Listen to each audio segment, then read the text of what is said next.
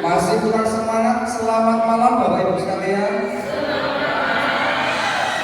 Untuk adik-adik yang bertiga di sana, selamat malam. Suaranya semangat. Ulangi. Selamat malam. Adik-adik mau menjawab ya Bapak Ibu. Adik-adik. Selamat malam adik-adik. Semangat semua anak-anak juga. Bagaimana Bapak Ibu Saudara saat ini, apakah bahagia?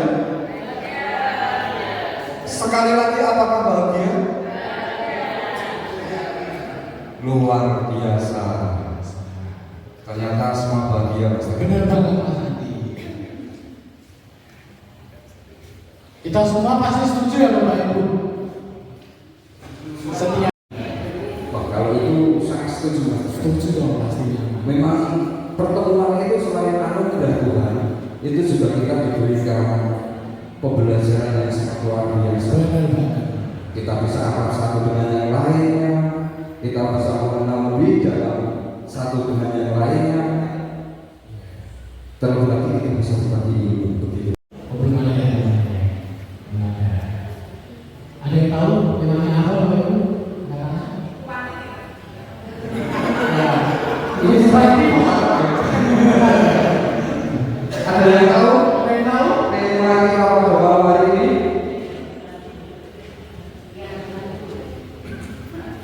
Belum ada ya? Ada yang tahu? Oke, ada yang tahu. Tema ini cukup relevan terhadap kehidupan kita sehari-hari Bapak Ibu. Tetapi juga dapat memperdalam iman dan kebersamaan kita sebagai jemaat. Nah, itu tadi tema yang diungkapkan oleh Mas Tegar. Bisa didengar dengan jelas tadi ya. Tema kita pada malam hari ini apa? Luar biasa. Saat ini kita ada di tempat ini dengan hati yang gembira, dengan penuh semangat. Oleh sebab itu saya undang Bapak Ibu Saudara semua untuk bangkit berdiri pada saat ini. Saya kita pada malam hari ini dengan memuji nama Tuhan. Hari ini kurasa bahagia.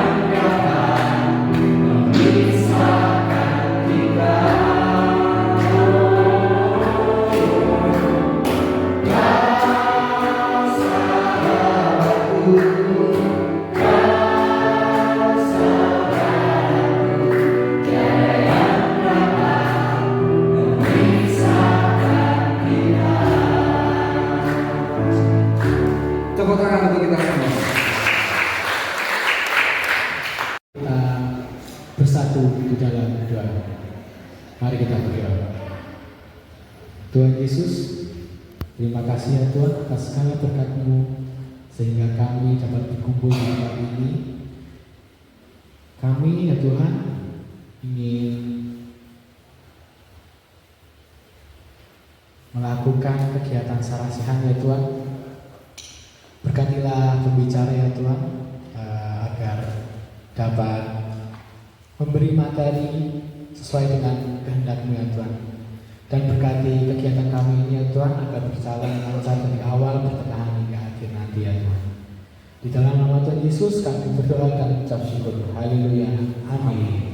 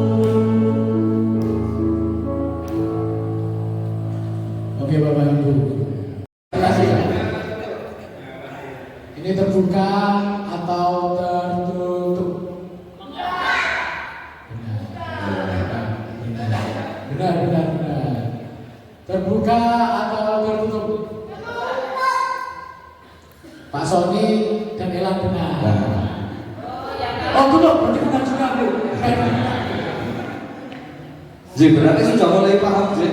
Sudah mulai paham belum? Sudah mulai paham? Masih belum paham? Belum paham. Belum paham, Ji.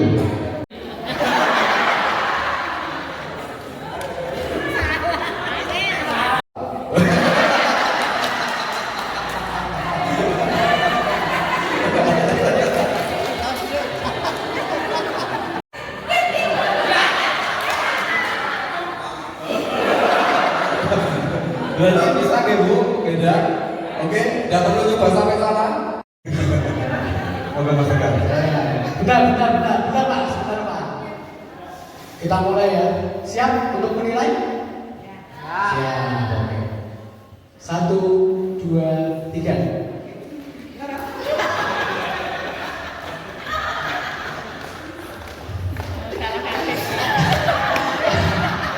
Oke,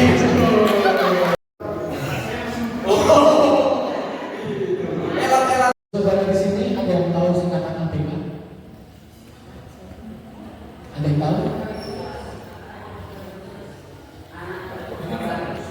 Benar sekali Bu. Oke. Jadi ABK atau singkatan dari anak berkebutuhan khusus adalah anak yang memiliki kebutuhan khusus yang berbeda dari anak pada umumnya, baik secara fisik, intelektual, sosial maupun emosional. Dalam konteks keluarga, mereka seringkali memerlukan perhatian, dukungan dan pemahaman yang lebih dari orang tua. Keluarga berperan penting dalam proses perkembangan ABK dengan memberikan lingkungan yang aman dan mendukung, serta membantu dalam pendidikan dan integrasi sosial. Maka dari itu, untuk memperdalam apa sih yang dimaksud dengan pengertian ABK, langsung saja nih Mas Andi, kita panggil Ibu Panti Hartanti. Aplaus. Monggo Ibu, waktu dan tempat kami serahkan. Baik, terima kasih pada Pak Pendeta dan seluruh panitia PKI atas waktu yang diberikan kepada saya untuk berbagi di sini. Ternyata untuk permainan tadi sudah mengarah ke berkebutuhan khusus ya, berkebutuhan khusus. Kira-kira ada tidak yang berkebutuhan khusus tadi? Ada toh? Sejak awal tadi ada anak-anak yang disuruh halo, halo, tidak ada yang nyambut, itu sudah berkebutuhan khusus. Dengan hambatan apa ya kira-kira?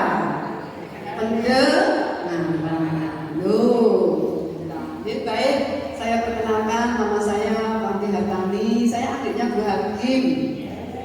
Oh ya Pak Pendetanya. Kami 12 bersaudara. Dan mungkin Bapak Ibu sudah familiar dengan keluarga saya. Saya putranya Ibu Suhani. Baik, kalau Bapak Ibu di sini saya akan men-sharingkan ya, tidak menjadi narasumber, tapi saya akan men-sharingkan tentang anak berkebutuhan khusus ini. Sekali lagi, Bapak Ibu yang saya hormati, anak-anak semuanya, sebelum kita mulai, saya akan ngecek juga Bapak Ibu, anak-anak berkebutuhan khusus enggak ya? Nanti kalau saya bilang pagi, tepuk 1 ya. Pagi tepuk 1, roh. Kalau siang tepuknya 2, roh. Kalau malam tepuknya 3, roh. Bisa dicoba. Pagi, siang, malam, pagi, siang, malam, pagi, siang, malam, pagi, siang, malam. Untuk semuanya sudah semangat ya, sudah semangat. Baik Bapak Ibu, anak-anak yang terkasih dalam Tuhan Yesus Kristus, kita di sini akan bersama-sama untuk mengenal anak berkebutuhan khusus.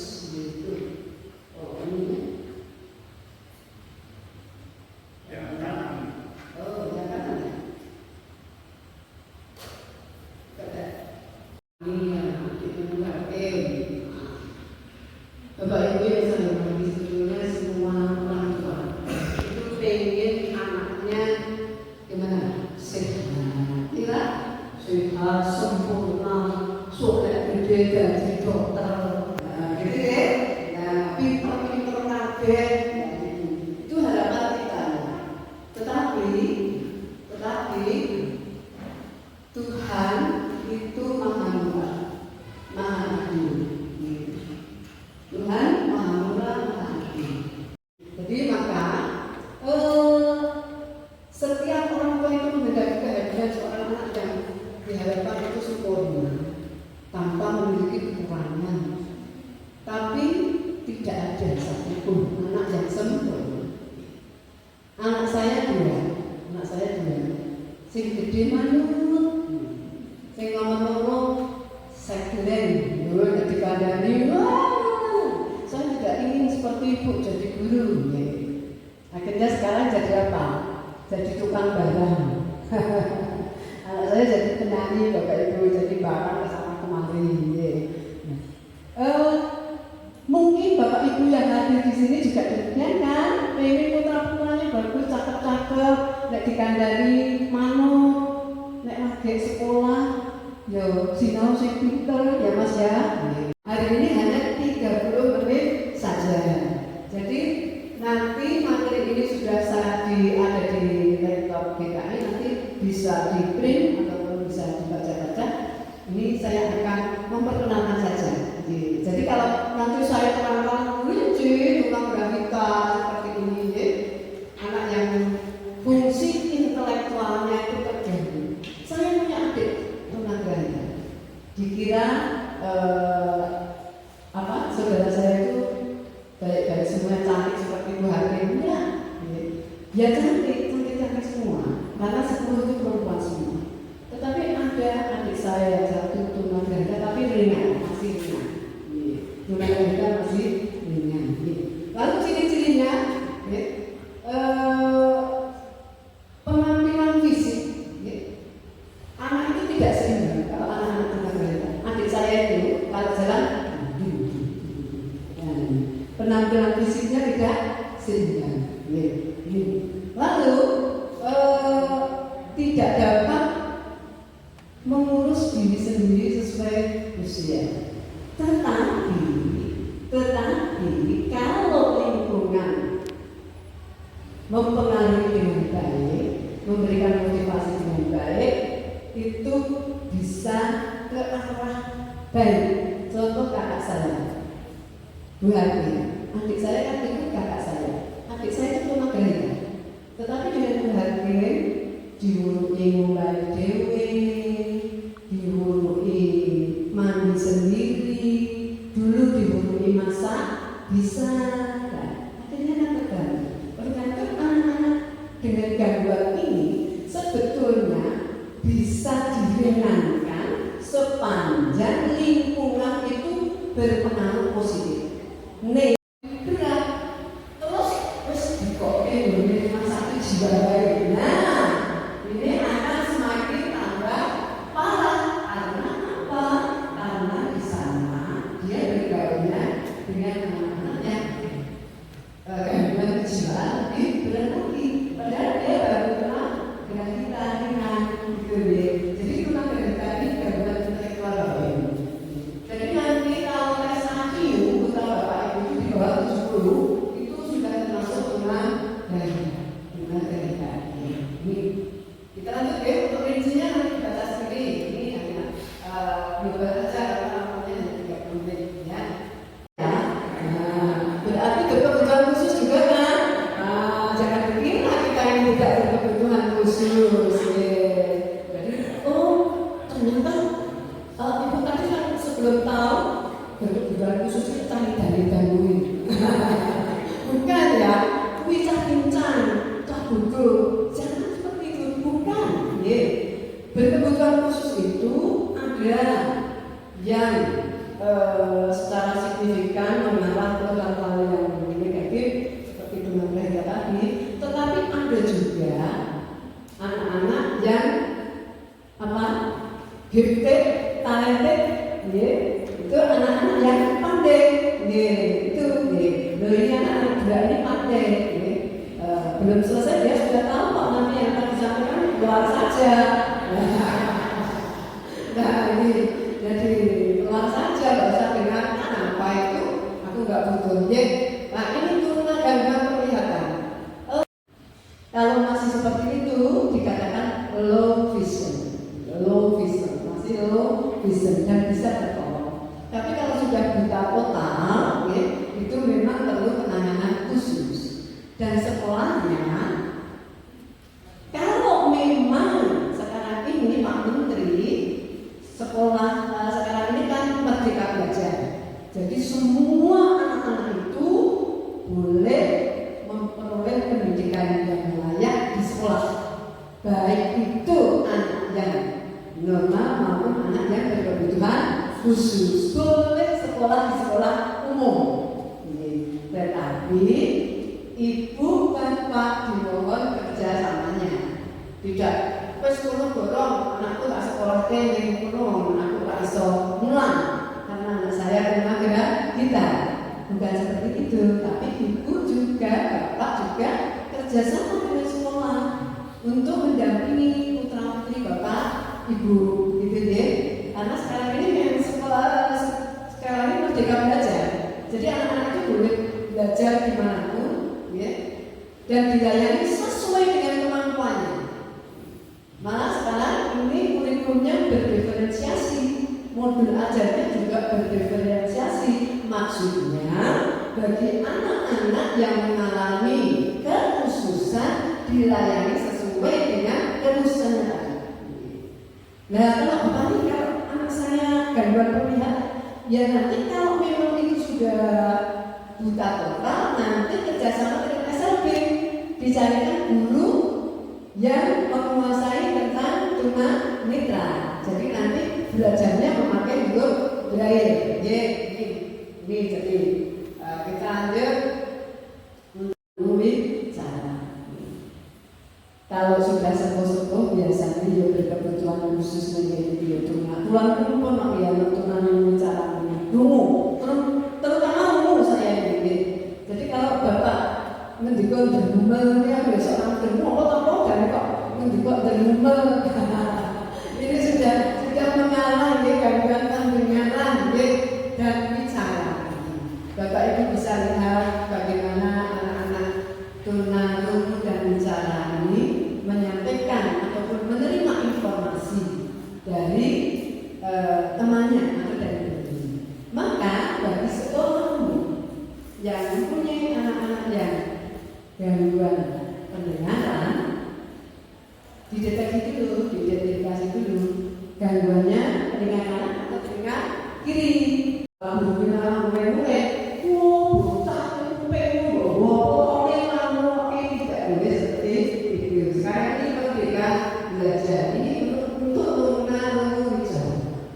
Bapak Ibu di desa dulu pernah ada anak tunarungu bicara, dikira anak berkebutuhan khusus itu perkembangan biologisnya tidak lemah seperti kita lemah sekali.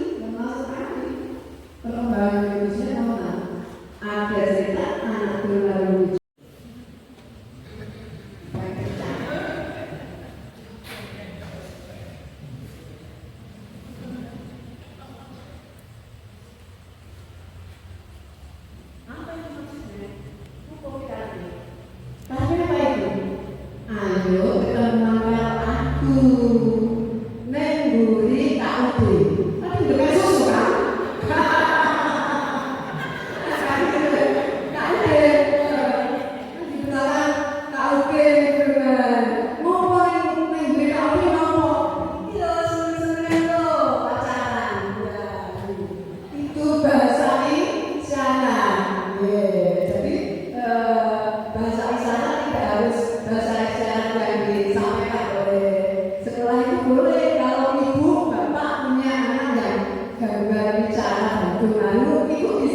membuat bahasa isyarat sendiri, dideklarasikan sendiri dengan putra bapak ibu.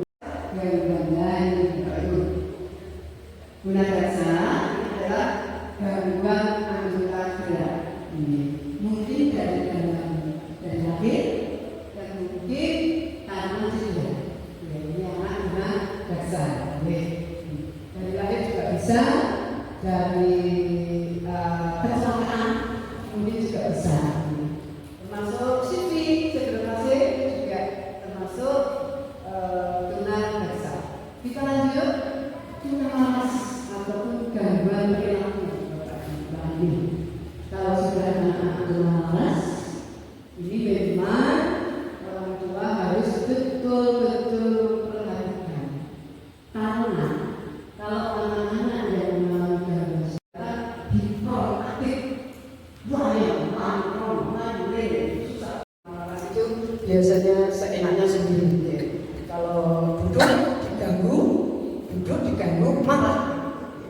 ya diganggu marah, itu biasanya. Terus kalau melihat itu juga senang, ya. Itu nah, kita lanjut Bapak Ibu, ya. Lanjut. Tunaganda ataupun gangguan yang rangkap.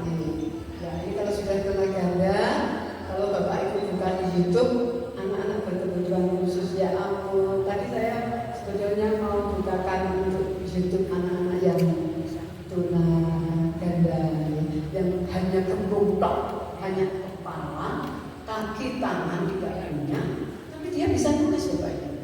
Dia dengan mulutnya, ya dengan mulutnya. Itu ada di YouTube. Sebetulnya sudah saya siapkan, tapi ini karena waktunya juga hanya dibantu dengan alat. Kalau tidak dibantu dengan alat, tidak bisa.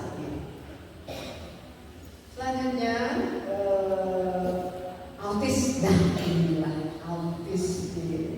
Autis itu yang sering orang tua tidak menyadari kalau ternyata anak saya ini autis. Dengan ciri-ciri ini, ciri-ciri gangguan komunikasi. Jadi kalau putra Bapak Ibu dalam usia normal belum bisa berbicara, Bapak Ibu harus tanggap, paling tidak di terapi bicara, gangguan komunikasi ini, terlambat berbicara, kata-kata tidak bisa dimengerti atau bahasa panen.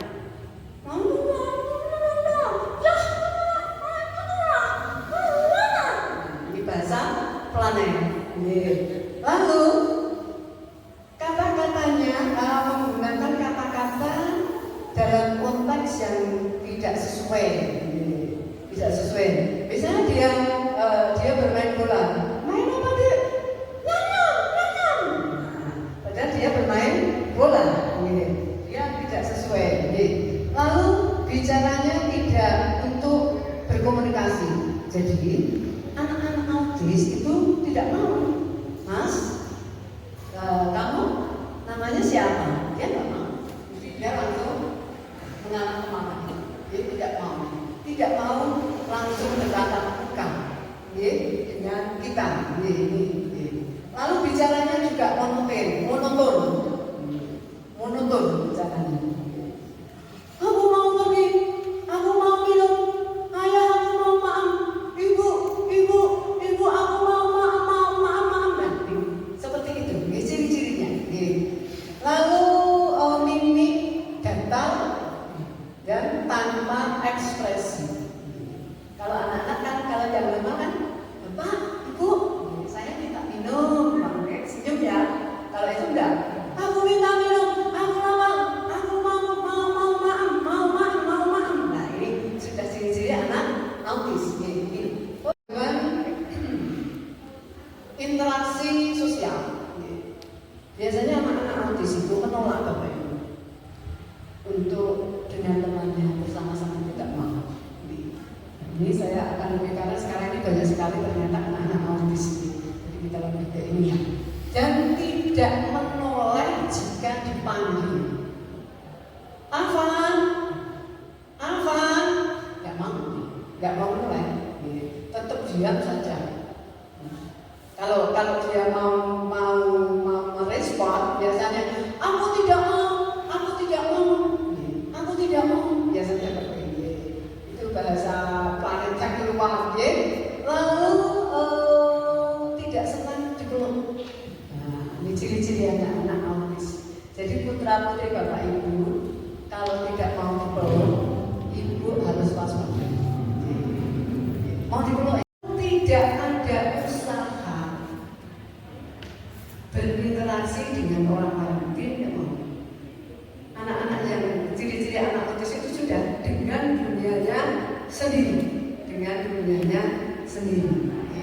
Dan autis ini ada yang diawali dengan interaktif terlebih dahulu. Tentunya bermain sangat menuntun dan stereotip, senang pada sesuatu yang berputar. Jadi kalau dia melihat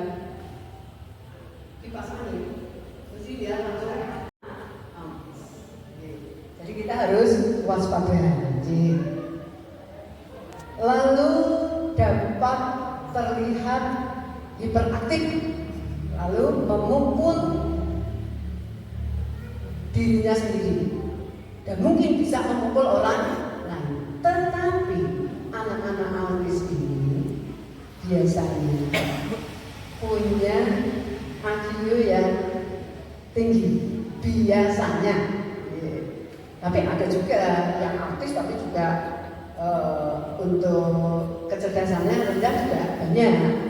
Tapi biasanya anak autis itu IQ-nya juga tinggi. Maka jika orang tua itu bisa mengkondisikan dengan baik, maka anak autis itu bisa menjadi berkurang untuk keartisannya. Contoh Bapak Ibu, anak-anak autis itu kalau diberi contoh satu kali, mana? Misalnya, adik, nanti kalau naruh sepatu di sini, kalau pulang sekolah sepatu dilepas taruh sini, terus ke kamar mandi cuci tangan, terus ganti baju. Ngamuk dia, akan ngamuk dia, dan dia tidak mau lagi melakukan kerutinan tadi. Jadi anak autis seperti itu, bagus kan? Jadi rutinitas biasanya anak autis malah lebih bagus. Tapi biasanya anak-anak normal malah enggak.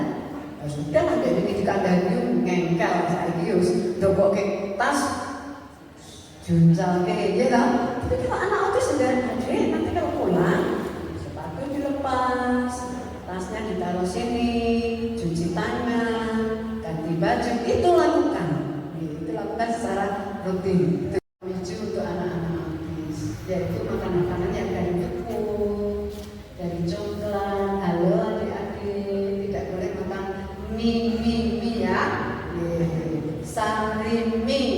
Tapi biasanya paling gampang mama buatin mie goreng, ya, mie rebus. Malam-malam mau tidur buatkan mie buatkan mie gorengan. Itu tidak baik. Sekarang belum terasa, tapi nanti di kemudian hari nanti akan terasa. Lebih-lebih kalau masih di bawah balita, ibu-ibu membiasakan anak-anak ini itu banyak tepung, coklat, dari pengawet-pengawet. Nah itu nanti meskipun dari dalam perut ibu dianugerahi anak yang sehat, tetapi karena di lingkungan keluarga itu tidak didukung dengan nutrisi yang sehat, maka nanti akan timbul ini autis ini bisa timbul tidak dari internal, tapi dari eksternal. Ini anak berbakat. Nah, anak berbakat termasuk anak berkembang khusus. Jadi kalau tadi ada yang Mas siapa tadi yang pintar berbicara, ya berarti dia berbakat. Bakat istimewanya adalah dalam hal komunikasi. Lalu ada yang pintar menyanyi, ada yang pintar menari. Ini termasuk anak berbakat, baik intelektual maupun keterampilan.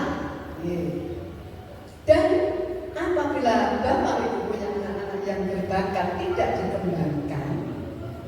dikembangkan dengan baik, maka anak-anak itu nanti misalnya di dalam kelas gurunya tidak tahu kalau dia punya bakat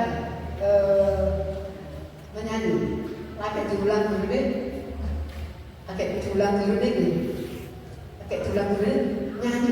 menyanyi. Kowe siji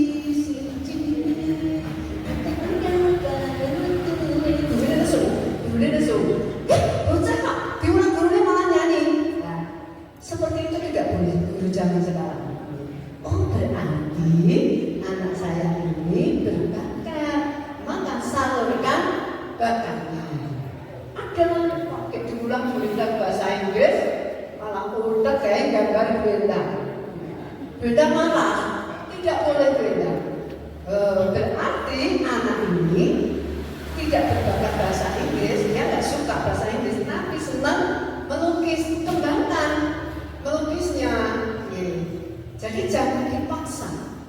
dipaksa.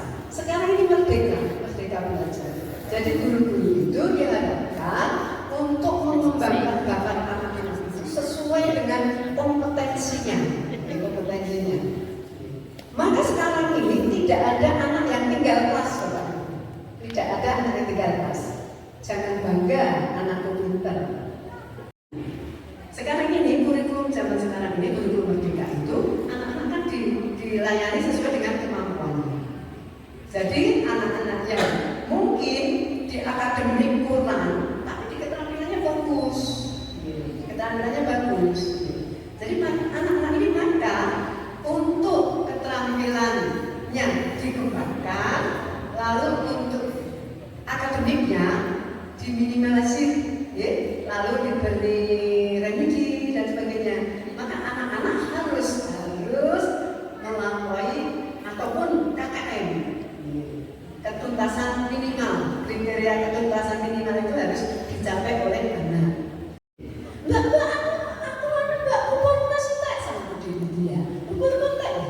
Besok diberikan karena dia sudah dewasa sekali karena umurnya dari 50 berapa deh? 54. Senangnya bersolek juga Bapak Ibu. Kalau mau tidur dan terang itu, tapi juga nggak apa-apa, biarin, nggak masalah. Kalau dulu kalau adiknya jadi mantan dia marah, pengen. Nah, lalu saya begini, Dek, kamu nggak boleh pengen. Punya suami itu susah loh, tak habis ya gak duduk ke wedang, liwet ke, jangan ke, engkau urung nyeting kape, iya kan Mbak, iya. Jadi gak usah. Pasang di bojo gitu, iya. Nah itu karena omongannya ya seperti itu, seperti robot ya. Sampai sekarang dia sudah menyadari. Karena lingkungannya itu juga berpengaruh Bapak Ibu. Jadi anak-anak berkebutuhan khusus itu tergantung lingkungannya yang mempengaruhi. Kalau lingkungannya itu berpengaruh positif, ya anaknya itu ke arah positif. Tapi negatif, beri potong nih kok anak kolommu sekolah berikan perlindungan kepada kita yang paling wajib kita pelihara dengan baik. Jangan malu, nggak boleh malu. Jadi sekarang ini tidak boleh ada orang tua yang malu punya anak berkebutuhan khusus. Terus anaknya berkebutuhan khusus dilebokkan kamar, stres nanti ini anaknya. Tapi kalau anaknya itu gangguan misalnya dengan kita seperti adik saya, itu juga kita sosialisasikan. Kemarin waktu pada waktu kita punya kerja juga digandani sama seperti kakak-kakaknya, ya. Dia juga senang, ya. Nah ini contoh saja adik saya itu sampai kelas 2 saja, karena juga temannya kejam-kejam, dulu. Karena dikongkori monconi, gendongi, jangan digendong monconi gitu. Akhirnya ayah saya merasa kasihan, terus tidak di sekolah dan gurunya juga saat itu belum mengenal tentang pendidikan anak berkebutuhan khusus, malah tertentu. Nah marah. Kalau zaman sekarang pasti ini dipanggil sama Pak Kepala Dinas, tidak boleh. Dengan kondisi seperti apapun, sekolah harus menerima. Jadi Bapak Ibu nanti kalau menyekolahkan anak-anaknya sampai tidak diterima karena putra putri Bapak Ibu mempunyai kekhususan, ya, itu monggo nanti silakan tindak ke Diknas, nanti pasti akan diberi solusi. Oke, jadi harus diterima. Oke, kita lanjutkan. Nah, ini untuk indikasi anak berbakat tidak usah saya bahas anak berbakat ini. Nah ini kesulitan belajar. Ayo, ada enggak ya adik-adik yang kesulitan belajar ya? Kesulitan belajar itu ada 3. Bapak Ibu pada waktu COVID kan jadi guru, gitu kan? Jadi guru, ya kan? Anak-anak yang kelas 1, 2, 3 mungkin ada yang kesulitan belajar. Contohnya kesulitan membaca. Kesulitan membaca. Ada enggak ya kesulitan membaca? Kelas 7 bisa moco-moco, ya Jawa belum iso. Ya. Nah ini termasuk namanya disleksia. Disleksia, kesulitan membaca. Dan anak-anak ini kita katakan kesulitan membaca apabila pada usia normal, biasanya anak-anak untuk usia kelas 3 itu harus bisa membaca lancar. Tapi kalau belum bisa lancar berarti dia kesulitan. Maka caranya bagaimana? Ya dilayani dengan sabar, dengan sabar Bapak Ibu. Coba Bapak Ibu kesulitan berhitung enggak ya? Mulai dari sini ya, nanti hitungnya ke sana ya. Coba Pak, bilang 1 yuk. Yuk, terus.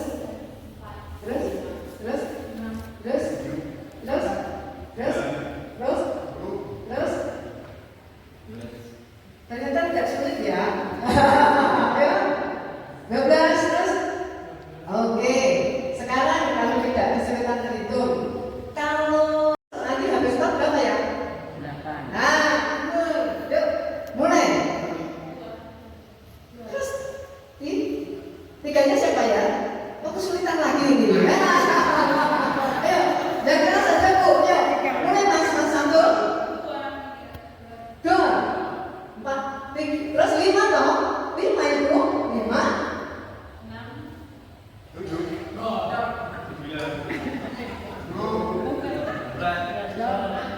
12-nya doang Pak. Bapak ternyata kesulitan ya. Tulis dan berhitung. Berarti ini dihitung biar kosong. Tambah teman-teman tadi sekarang yang ini berarti besok bisa untuk melayani. Jadi penyebab anak berkebutuhan khusus itu ada dari faktor internal, faktor eksternal, dan dari kombinasi antara internal dan eksternal. Lalu yang dari internal seperti apa? Yang dari internal saya itu sudah kesulitan membaca ini. Faktor eksternalnya seperti apa? Faktor eksternal adalah sesuatu yang berada dari luar diri anak yang mengakibatkan anak itu berkebutuhan khusus. Contohnya contohnya di sini ada. Seorang anak yang mengalami kekerasan di dalam keluarga, sebetulnya dia tidak berkebutuhan khusus Bapak Ibu, tetapi karena pendidikan dalam keluarga itu keras, berapa nah orang mana tak pecah, ketika anak itu menjadi murung, menarik diri, lalu anak itu Bapak Ibu senangannya padu anak sekolah berkutul sing kesuwen ngeter tapi loh pertama dan pertama maka mohon Bapak Ibu ini hati-hati dalam mendidik putra putrinya, lebih-lebih kalau punya anak berkebutuhan khusus. Kita lanjut. Oke, hampir selesai ini. Siapa tadi? Siapa yang bertanggung jawab? Siapa yang bertanggung jawab? Apakah hanya orang tua? Tidak. Yang bertanggung jawab terhadap anak-anak berkebutuhan khusus itu adalah orang tua. Lalu siapa lagi? Masyarakat dan pemerintah. Ini bertanggung jawab. Maka sekarang ini Pak Menteri, Pak Nadiem itu sekolah merdeka. Jadi semua boleh memperoleh layanan pendidikan dalam kondisi apapun. Seandainya sekolah itu tidak bisa melayani, gimana? Sekolah kerjasama. Sekolah harus kerja sama. Misalnya di daerah pedalaman anaknya buta, pas usia sekolah, gimana? Ya disekolahkan. Nanti sekolah itu yang bekerja sama dengan SLB. Itu maksudnya Pak Nadiem seperti itu. Kalau ada anak-anak yang tunawicara, juga harus dilayani dengan baik. Banyak. Saya dulu waktu jadi kepala sekolah, murid saya ada yang autis, ada yang low vision, ada yang tunadarsa. Maka sekarang semua layanan umum harus inklusif, accessible. Gereja ini sudah inklusif belum Pak Pendeta? Sudah inklusif belum Pak? Masih berjuang. Sekarang untuk ini saja sarana prasarana. Nanti seandainya di sini ada umat yang pakai kursi roda, sudah bebaskah umat itu bisa masuk ke gereja dengan lancar? Sudah belum? Kalau pakai kursi roda? Maka mohon nanti seluruh umat, seandainya nanti ada umat yang mengalami kekhususan, ya, misalnya pakai kursi roda, di depan itu paling tidak ada tren, itu ada tren. Jadi umat bisa yang pakai kursi roda bisa masuk ke gereja. Lalu ini yang sangat sangat penting mungkin hari ini, ya, tahapan penerimaan orang tua dalam menerima anak berkebutuhan khusus. Ini yang perlu kita perhatikan. Biasanya tahap pertama adalah dengan penolakan. Oh iya, kita cepat-cepat ya Mbak. Penolakan biasanya begitu anak-anak kita dinyatakan berkebutuhan khusus, biasanya sorak-sorai. Bukan berkebutuhan khusus. Yang ketiga adalah depresi. Biasanya orang kalau sudah dalam tahap ini terkadang muncul dalam bentuk rasa putus asa, siap rusak. Ini aku ya, akhirnya dia putus asa. Dan yang keempat adalah menawar, berusaha untuk menghibur diri, menawar. Ya ini wes lah, seperti orang tua saya juga begitu. Ya akhirnya juga di situ, semacam jatahku. Ini sudah menawar, memang sudah jatahku. Dan yang tahap kelima adalah acceptance atau penerimaan. Yo wis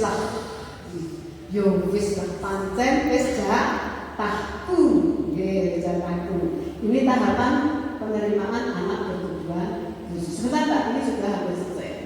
Lalu bagaimana cara penanganannya untuk anak tunarungu, tunanetra, tunagrahita, tunadaksa, tunalaras, autis? Tolong nanti kalau gereja bisa memperkenalkan, diperkenalkan bagi yang menghendaki Pak Pendeta. Jadi cara penanganannya, biar Bapak Ibu juga tahu ya. Kita lanjut.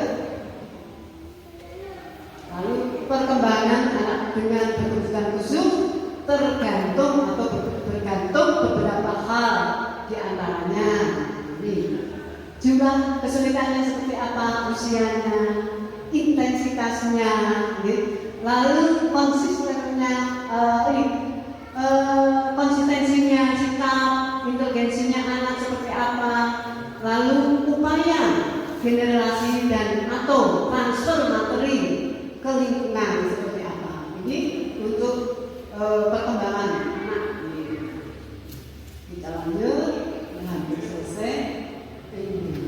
Bapak Ibu, mutiara yang Tuhan berikan kepadamu akan merembuh dengan sepenuh hati dan sepenuh jiwa. Kira-kira siap enggak ya Bapak Ibu? Siap enggak? Siapnya kok kayak adikku?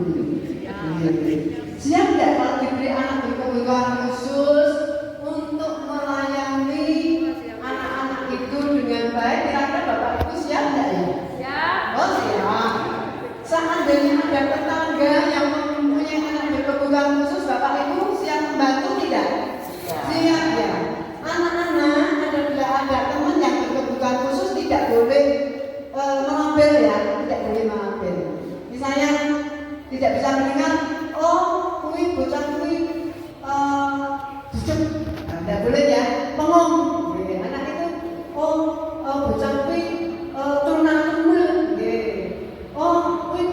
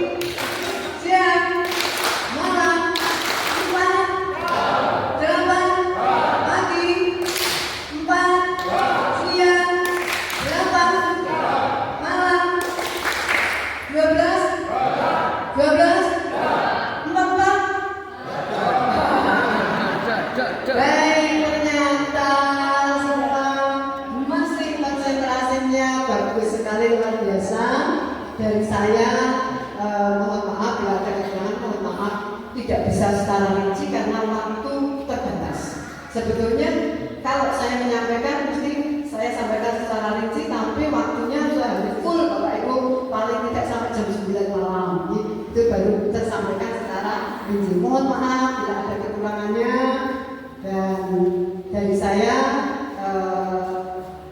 bila suatu saat nanti Bapak Ibu ada yang ingin ditanyakan bisa, agar nanti asalkan tidak menanyakan Bupati tabungannya berapa gitu, nggak tanya.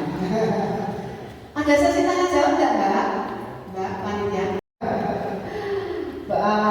Berbakat anak berbakat, semua Bapak Ibu ini berbakat istimewa, punya IQ 120 lebih.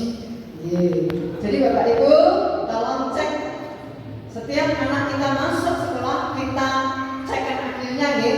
Kalau berada di bawah 70 waspada. Tidak ada yang bertanya? Ya, monggo Ibu silakan. Kak, Nggih.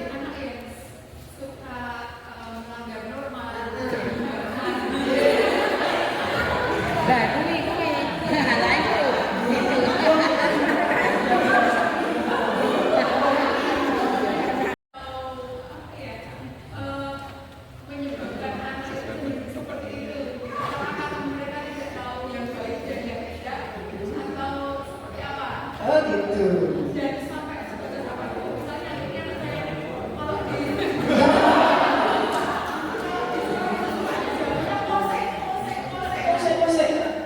Ya bukan tuna laras ya, tuna laras itu kalau lebih ekstrim gangguan kejiwaan. Kalau hanya ngengkel itu ya biasa, gitu ya. Membangkang, ngengkel. Kamu sok ngengkel saya. Ya, kalau tuna laras itu lebih ekstrimnya itu ada sih identifikasinya. Dan kalau putra putri Bapak Ibu memang betul-betul hiperaktif, dikandani orang kenek, monggo dibawa ke psikolog. Psikolog yang akan memberikan ini identifikasi nanti psikolog. Jadi tidak sembarang itu menjudge anakmu tuna laras, Bupati itu kan dari membangkang dia gue tuna laras, jangan tidak boleh. Kita harus seandainya anak-anak kita itu mengalami keanehan yang berbeda dengan teman sebaya. Kalau hanya ngengkel dikandani angel itu banyak Bu, tapi kalau lebih aktif, ngengkel sudah merusak, sudah dan sebagainya. Nah ini kita harap waspada, dan langkah pertama kita dibawa ke psikolog. Anak-anak kita bawa ke psikolog bukan berarti anak-anak kita gila loh ya, bukan loh. Kita pun harus kalau mempunyai permasalahan tidak bisa terselesaikan dengan baik, alangkah baiknya jangan ke tetangga sebelah, lebih baik ke psikolog. Lebih baik ke psikolog. Satu saja Mas pertanyaannya. Terima kasih untuk Ibu yang sudah bertanya, luar biasa, kita beri tepuk. Terima kasih. Sekali lagi saya ucapkan terima kasih atas perhatiannya, sudah malam-malam mau mendengarkan saya dalam sharing anak berkebutuhan khusus ini. Semoga ilmu yang hanya sekilas tadi bisa menjadi tambah-tambah ilmu Bapak Ibu dalam melayani putra putri Bapak. Terima kasih, selamat malam, shalom. Nah, tadi kan Bu Eda memberikan pertanyaan dan berkaitan dengan anaknya ya pasti. Maka dari itu Bu Eda boleh maju ke depan. Oh, enggak dong. Monggo ada Bu Eni lagi, Bu Ida, Pak Soni, monggo silakan maju ke depan. Maju ke depan.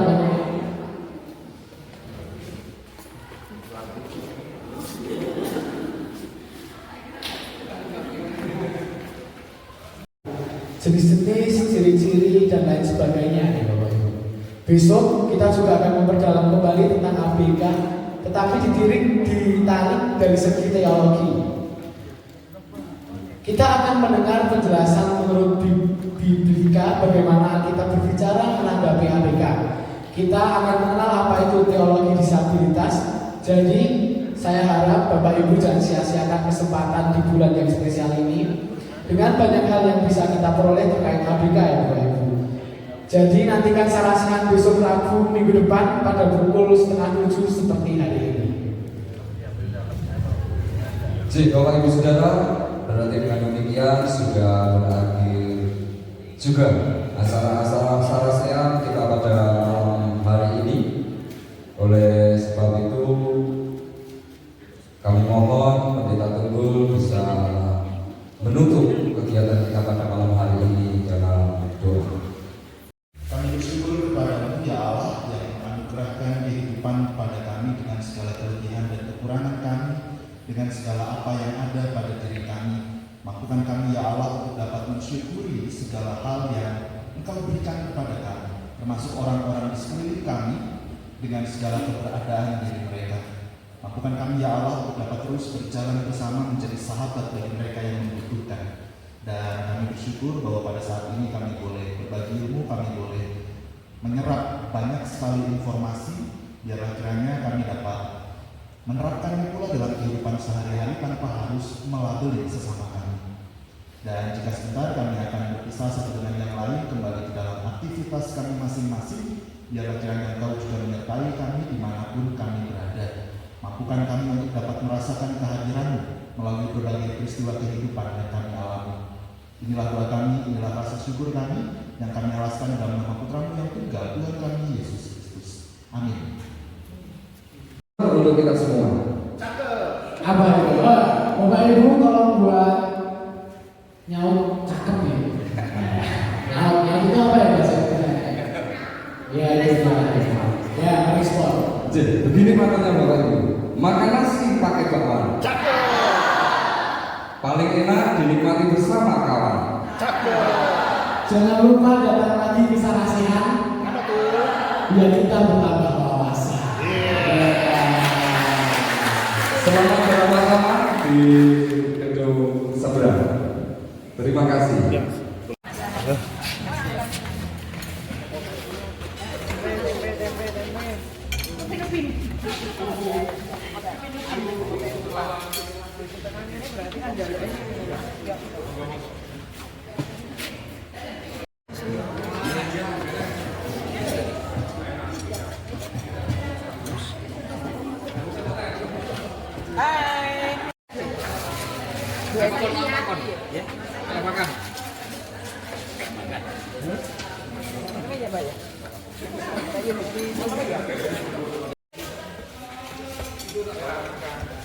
Ada sambal, ada pisang.